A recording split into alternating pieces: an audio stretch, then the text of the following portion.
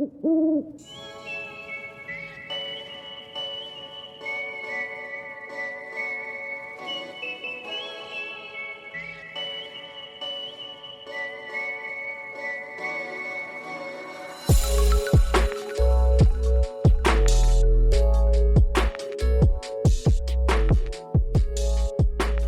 back to another episode of the Owl Talk podcast. In this episode, we're glad to welcome Bill Mooney to talk to us a little bit about his entrepreneurship journey and also about his company, 1790 Knife. Bill comes to Sigma Pi fraternity from our Epsilon Nu chapter at Cal State Fullerton, and I'm excited to talk to him about Fullerton, his company, and Sigma Pi fraternity. Welcome to the Owl Talk podcast, Bill. Thanks, Joe. Thanks for having me. Looking forward to it. You know, we usually start these podcasts with a little conversation about who the guests are, where they come from. Maybe you can get us going today by talking to our listeners about your journey to Cal State Fullerton and then what brought you to Sigma Pi. Great. Well, thanks for asking. And ironically, Chris at Sigma Pi asked me, he's going to publish an article a little bit about my journey in giving. And it's interesting. I started out, I was a baseball player and I was a pitcher. My goal in life was I wanted to be a professional baseball player, like a lot of kids. So, and Cal State Fullerton back then, and still does, has a great baseball program. So I went to a community college out of high school, going to put up some big numbers, go to Fullerton, and who knows what happens after that. Well, I was a workhorse in high school. I had a little lingering injury that fall of my freshman year, got hurt. So, of course, all right, the baseball's not going to work. So, and that's okay. So, and around the same time, I met my now wife of 40 years, Laura, a wonderful woman, and she was going to Cal State Fullerton. And my best friend out of high school was in a fraternity, which will go unnamed. And so I thought, okay, so I did my time at the community college. I socialized at Fullerton. I switched over, became a regular student at Fullerton, and I was going to join this fraternity that my high school buddy was in. Done deal. I knew half the guys and went to Rush, and then my one of my wife's sorority sisters said, "Hey, you should check out Sigma Pi. They're kind of a new up and coming fraternity. Go see my boyfriend, George, and his buddy, Ted." Okay. So went over to see the house and met George and Ted. They handed me over to two guys. Now I know the story now, but Daryl and Mike they were kind of the Rush guys, and they're still great salesmen today. But they saw, I think, and looking back, I learned a lot. They saw what I was interested in. I had a girlfriend, so I wasn't there for the girls. I wasn't there for the parties to get hammered. I was a competitor. I loved it. So they sold me. There was a lot of energy, and I joined Sigma Pi instead of this other fraternity. And one of the best decisions I made in college, I think, other than my wife, but that's a whole other story. So But that's by the way, go ahead. By the way, that's maybe all too common issue for college athletes. They go to college thinking that they're going to take over the world, and of course these days they think they're going to get an NIL deal and then maybe do a little in the minor leagues, then go to the major leagues. But then you get hurt or something happens and it doesn't work out, and you have to find some other way to get all that competitive urge out of you. And I guess lucky for us, you found Sigma Pi. Oh, it was great. We SAEs were right across the street. They owned the campus, and Sigma Pi was this little new startup, and we ended up winning the intramurals that year. And oh boy, did we did not make friends. And we won it several years, but it gave me a lot of purpose. It filled my need. Some people may not be into sports and competing, but it filled my need. And I think Sigma Pi did a great job of understanding my need, not just saying, "Hey, you can come and get hammered every weekend." Like, no. Yeah. Yeah, these are the things that I wish so many more college freshmen knew about Sigma Pi, but also about all fraternities in general. That it's not Animal House. It's not old school. It's not what you see on TV. This is an outlet. This is an outlet for you, for your competitive edge, for many of our brothers, for their leadership capabilities to actually get a chance to lead a committee or lead a whole chapter, or maybe lead the entire Greek system if you're president of a Greek Senate or a Greek council. So I'm glad that that was part of your experience. Now, in looking at your history, I know you graduated, you had a degree in finance. Maybe you can tell us a little bit about what was that postgraduate life like for you? Oh, Once you graduate, what was life like? And we're going to come back to Sigma Pi here in a moment, but I'm interested in your postgraduate life. oh, thanks. Thanks for asking. Boy, that was a whirlwind. My wife and I got married, ironically, 4 years to the day after our first date. Um, and that was 1984. I just gotten out of, kind of out of the fraternity, out of college, needed to use my finance degree, right? I better use it, but no, I got a job actually with a winery um, in Southern California. The wineries in Northern California, Robert Mondavi Winery, and met the family. I did some sales and marketing. It was a job. I had to pay the rent. I did that for a while, and I did very well at it. But then you know what? I got to use my degree. Became a real estate appraiser. Long, Interesting. that's a whole other story. But Interesting. got on with and I loved real estate. With a finance degree, I wanted to get into real estate. And I thought, learn appraisal.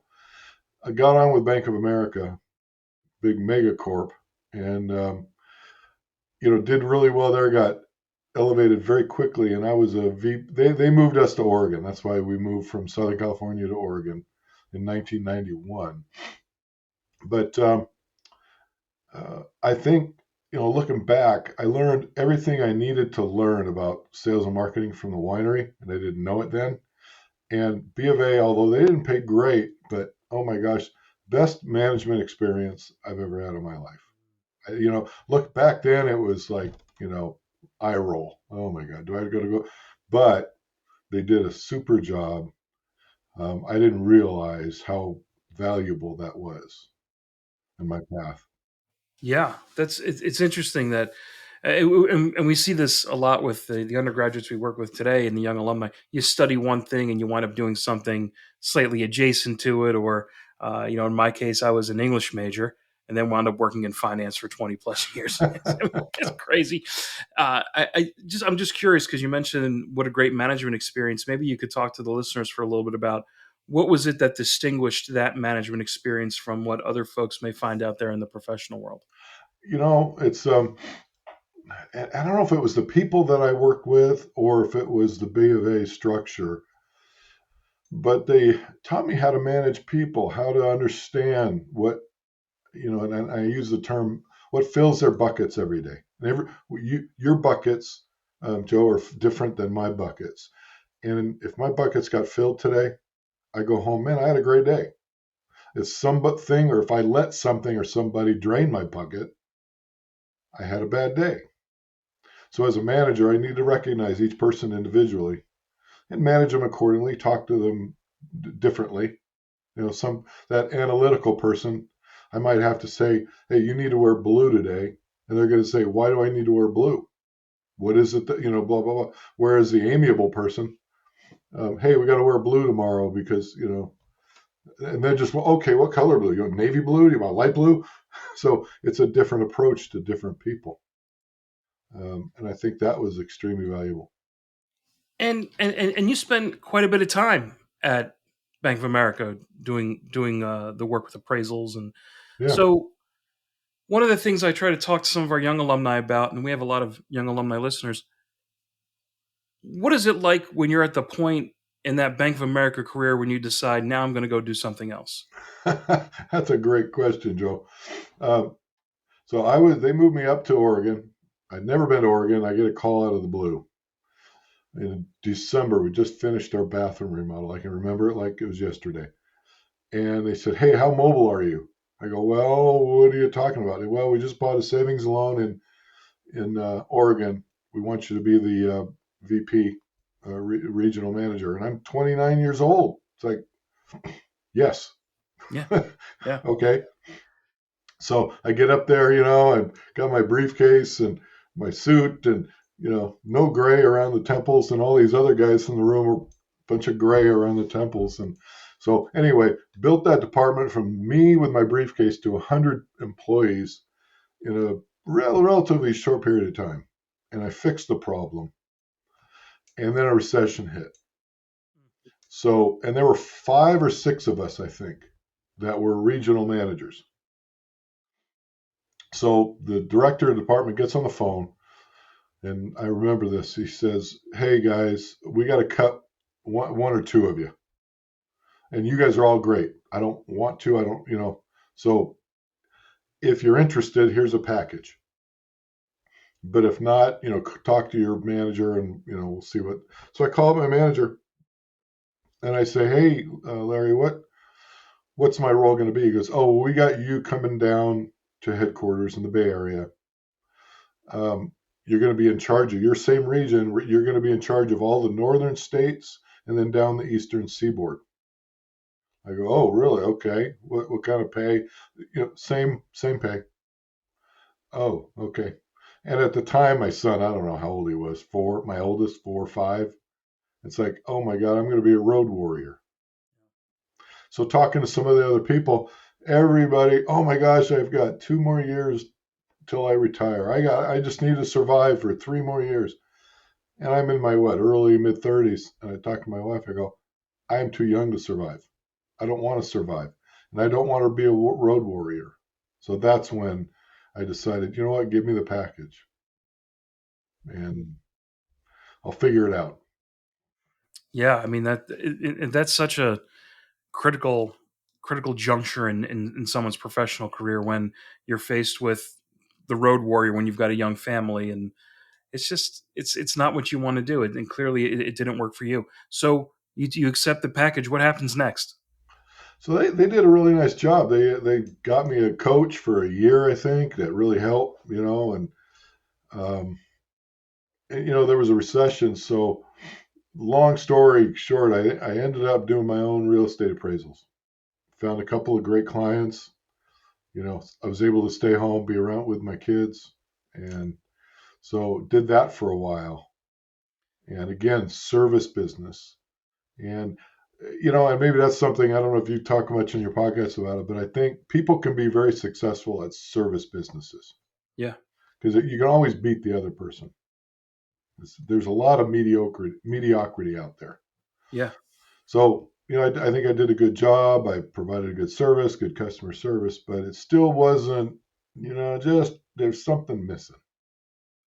And Bill, this is a good entryway into the next topic I want to talk about, which is the world of entrepreneurship and how you get into that world. So, big corporate job, Bank of America, that comes to its end, and then you strike out on your own, and there's entrepreneurship there, and we're gonna get to 1790 knife, which is kind of how we connect here. But what brought you into that world of entrepreneurship?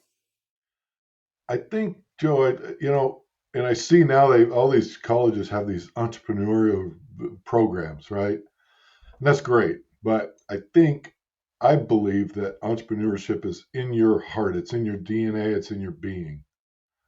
And I've always thought, and it may sound a little arrogant, but I always thought I was better than, maybe that's a competitive spirit. I was better than most. And I saw a lot of mediocrity out there. Not that I haven't ever failed or been mediocre myself, but I always thought of that edge. My wife's grandfather started a big company in the 40s, I think, and he was a very successful entrepreneur, built a big business. I remember having lunch with him one day, and I asked him, um, Grandpa, what's success? How do you define success?" And he goes, "What are you talking about? Are you talking about money? Are you talking about, whatever?" And I said, not money, but he goes, "You just find something you love doing and do the very best you can." And it's so basic, it's so fundamental, it's so simple. But those words always stuck with me. So I think, yeah, take the entrepreneurship classes. And I'm talking to you, a professor, but there's a big world out there. The professor has one point of view, but there are lots of different points of view. Yeah, So some of the learn them. some of the best learning that our students can do is not in the classroom but outside of the classroom, going out there and getting the experience and talking to folks like you who've done it and done it successfully. Well, I remember my first job before I was even 16. I worked at a burrito and taco stand. Oh, I hated it. I hated it. Come Yep. home smelly, but man, when I got payday. It was kind of cool. But oh my gosh, looking back, I mean, if that burrito wasn't right, the customer was mad. So I wanted to make a good burrito. And today, maybe the kids look down at that kind of job, but man, you got to learn how to serve a customer. And you know what? Right now, I look at myself as I'm your customer, so I need to serve you. You wanted me to do this, so you're my customer today. So Yeah, I and think if we had that mindset of that's what entrepreneurship is: find a problem, serve the customer, and forget all the brand marketing, brand imaging, all that stuff is fluff. I hear that. I hear that, and I appreciate what you said earlier about the wise words that come from your grandfather. Uh, the story about the burrito sticks with me because you're right. A lot of folks say they wouldn't want to do that kind of job, and it reminds me of something that my father told me, which is there's dignity in work. There's dignity in going out there and earning a living, and what you're saying is that there's dignity in work in serving people. Find the customer and solve their problem. So that gets me to the next little bit that I want to talk about here, coming off of entrepreneurship. What brought what brought you to 1790 knife? Oh my gosh, how much time do we have? You got enough tape? You got enough memory?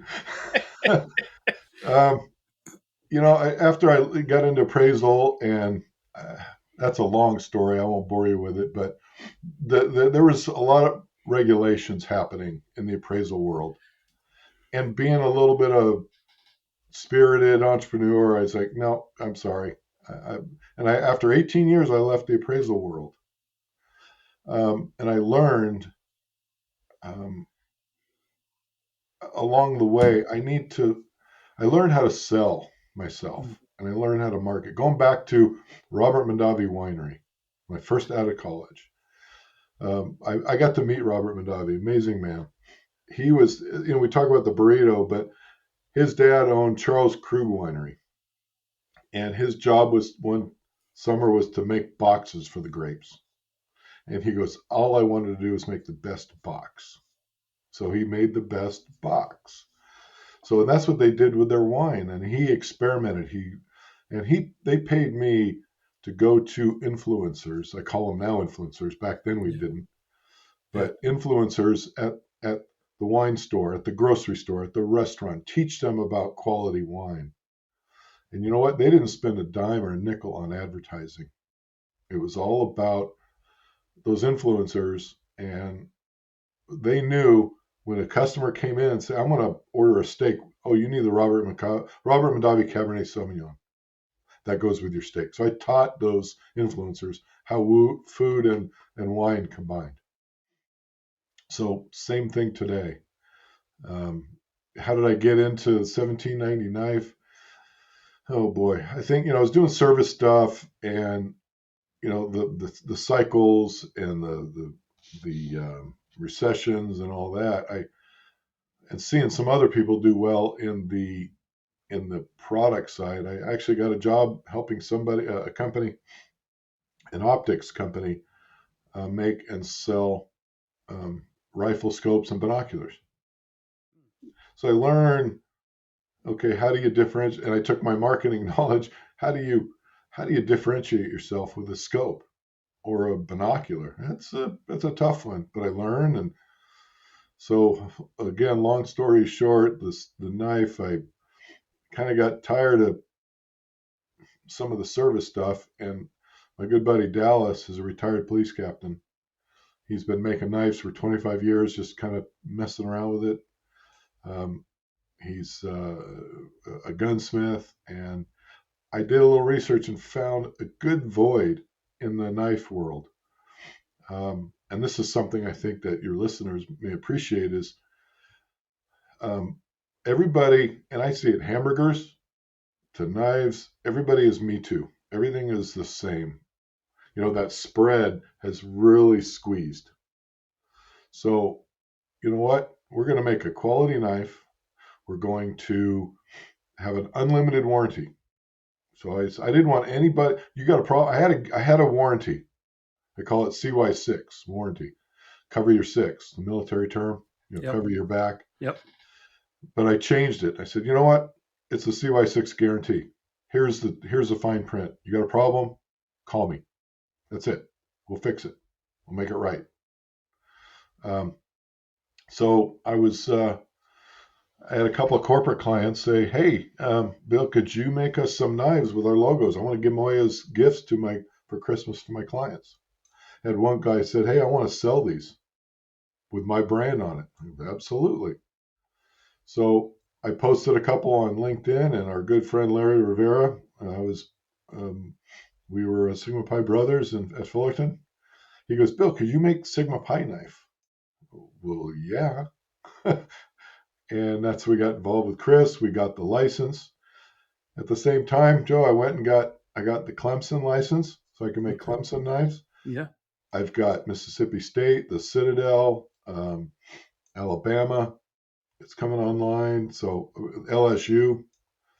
So we're starting to, that's my niche. Premium. I know somebody's going to come along and try to sell a $39 or $49 knife.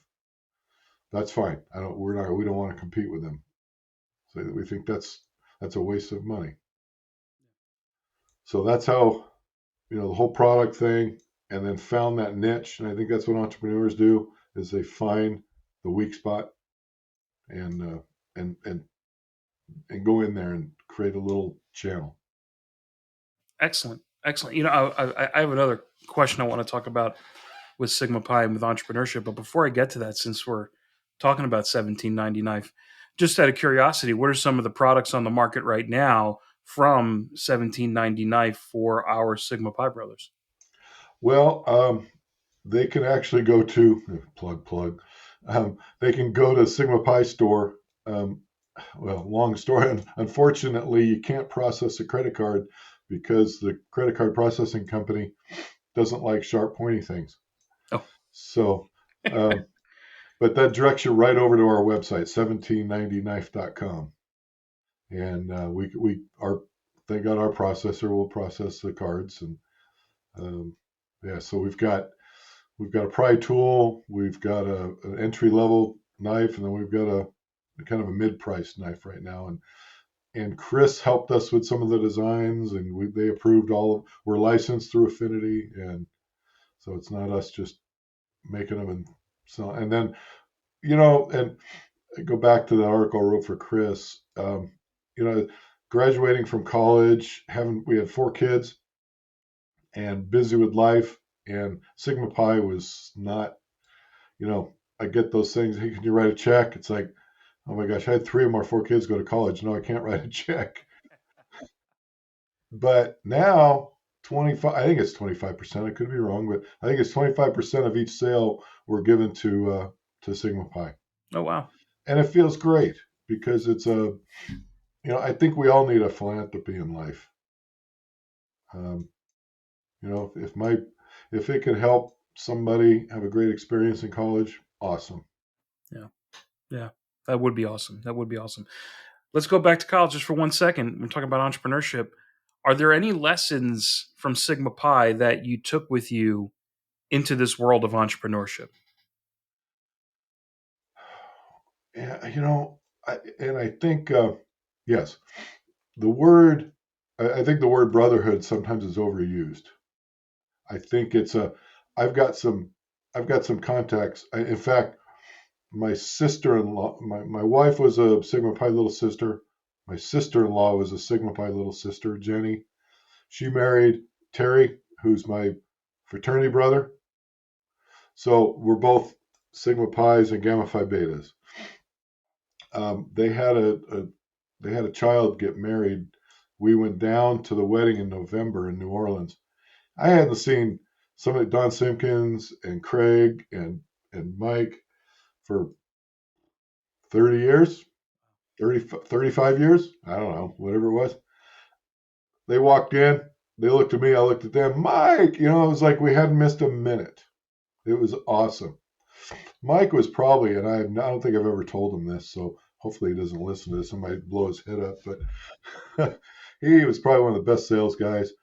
But he didn't sell me, and I think they sold the fraternity as being they were new. They wanted to be the best on campus. They wanted to be the best, not just another fraternity. So that stuck with me, I think. And I think that's what entrepreneurship is. It's not a job, be the best. And that's what I think what I learned. Rush, again, one of those things you look at now, looking back, Rush was a great opportunity to hone some skills, get to know people. The meetings, oh my God, back then I thought they were a pain, kind of not a waste of time, but it's like, oh, here we go. But you know what? You learn to work with other people. So any advice would be, don't look at those as opportunities. An AFLO. Have you heard of an AFLO? AFLO? Another effing learning opportunity. Fill in the blank. But somebody told me that, and I thought it was great. Sometimes you get those AFLOs, but they're some of the best lessons. Absolutely. Absolutely.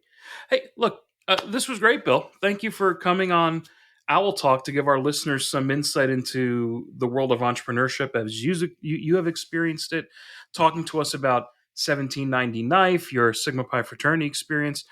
Before we go, do you have any parting words or ideas for our listeners? Well, yeah. If any advice from a marketing and sales, and I advise some CEOs and some small, medium-sized businesses on their strategies. Learn direct response marketing. And if you can't find it, let me know. Email me. I'm happy to share. Because what I learned in college from the marketing and sales was marketing seemed to be that image, Nike, AT&T, that Nike swoosh. What does that mean to the consumer? Well, not all of us are going to work for Nike. Most of us need to learn how to do direct response marketing. Learn how to sell yourself. If you're in finance, you know it. Learn to sell yourself because nobody else is going to do it. So that's and again, do you want products or services? You can be successful today with service and beat everybody. Long term, though, it's hard to build something that you can sell. Yeah. So that's it. That's all I got. Well, that's great. Great advice, great thoughts for the listeners. Just one more time, if our listeners want to connect with you, what's the best place for them to find you online? Well, I'm on LinkedIn, Bill Mooney. My email is bill@1790knife.com. Yeah, if you want some advice or help with your company and sales marketing, happy to do that. And so those are probably the two best right now. Well, thank you. Thank you. For all of our listeners, remember, you can stay up to date on the latest in the world of Sigma Pi fraternity by following us across social media. We are at Sigma Pi, all one word, on Instagram, X, and Facebook. On YouTube, we are at Sigma Pi fraternity, also all one word. Thank you to everyone who listened to this episode, and we look forward to you joining us for the next Owl Talk podcast.